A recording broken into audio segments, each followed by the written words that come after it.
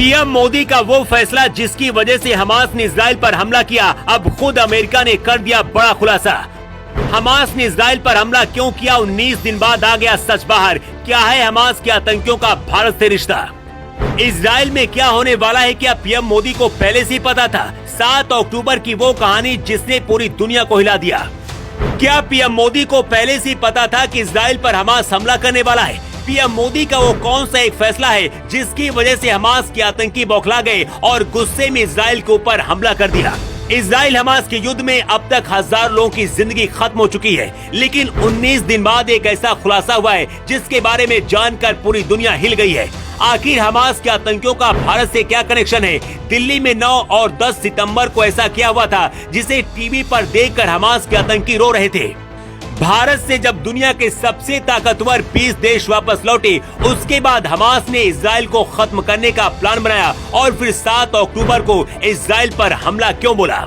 भारत और हमास के आतंकियों के बीच के कनेक्शन का खुलासा कोई और नहीं बल्कि खुद अमेरिका ने किया है। वही अमेरिका जो इस वक्त खुद इजराइल की तरफ से लड़ रहा है। अमेरिका के मुताबिक पीएम मोदी ने जब दिल्ली से Indian middle east Europe corridor का ऐलान किया, उसके बाद सबसे बड़ा झटका हमास के आतंकियों को लगा और इजराइल से नफरत करने वाले परेशान हो गए थे।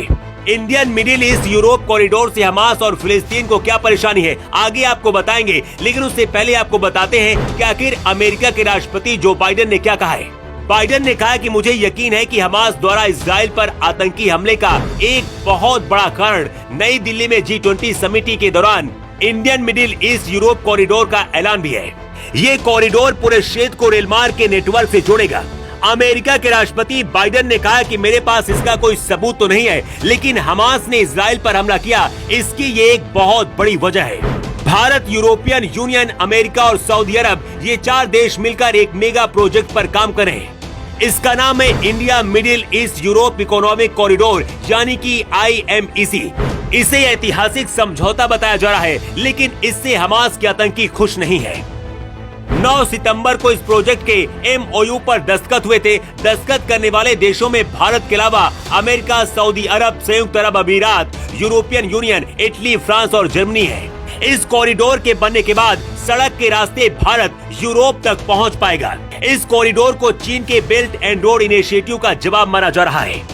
इस कॉरिडोर के 2 हिस्से होंगे। पहला ईस्टर्न कॉरिडोर जो भारत को खाड़ी देशों से जोड़ेगा, दूसरा नॉर्दर्न कॉरिडोर जो खाड़ी देशों को यूरोप से जोड़ेगा। इस कॉरिडोर में रेलवे लाइन के साथ साथ इलेक्ट्रिसिटी केबल, हाइड्रोजन पाइपलाइन और एक हाई स्पीड डेटा केबल भी होगी।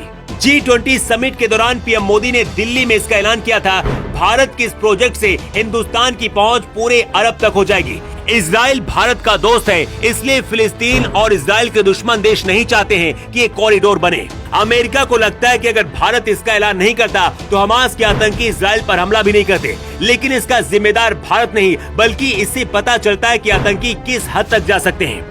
अमेरिका ने जो खुलासा किया है उससे एक बात और खुलकर सामने आती है कि कहीं हमास के पीछे शक्ति देने वाला देश कोई और नहीं बल्कि चीन तो नहीं, क्योंकि चीन के बेल्ट एंड रोड परियोजना के जवाब में ही पीएम मोदी ने इसे शुरू किया है। 19 दिन बाद इतने बड़े खुलासे से एक बार फिर से पूरी दुनिया में खलबली मच गई है, लेकिन अगर ये सच है तो अब भारत की लड़ाई सीधे हमास के आतंकियों से हो जाएगी।